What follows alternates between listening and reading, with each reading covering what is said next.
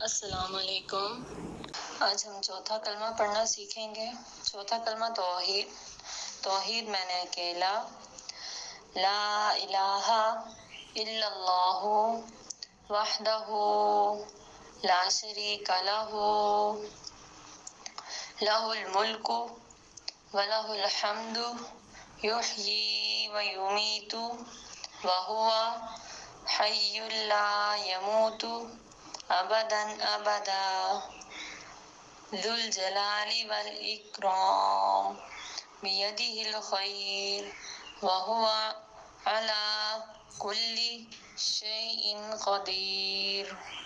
اللہ کے سوا کوئی معبود نہیں، وہ اکیلا ہے، اس کا کوئی شریک نہیں، اسی کی بادشاہی ہے، اسی کے لیے تمام تعریف ہے۔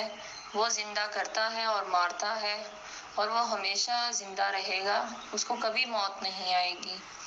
عظمت اور بزرگی والا ہے، بہتری اسی کے ہاتھ میں ہے، اور وہ ہر چیز پر قادر ہے۔ کلمے میں ہمیں یہ بتایا گیا کہ اللہ کے سوا کوئی معبود نہیں ہے، وہ اکیلا ہے، اور تمام تر بادشاہی اسی کے لیے ہے، جس کے لیے تمام تر بادشاہی ہوتی ہے، تعریف بھی صرف اسی کے لیے ہوتی ہے۔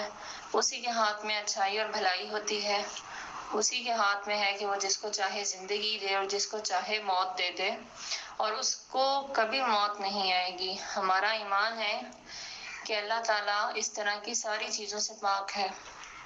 ہر طرح کی بھلائیاں اللہ تعالیٰ کے ہی ہاتھ میں ہیں، اور وہ ہر کام کرنے پر قادر ہے، وہ جو چاہے کر سکتا ہے۔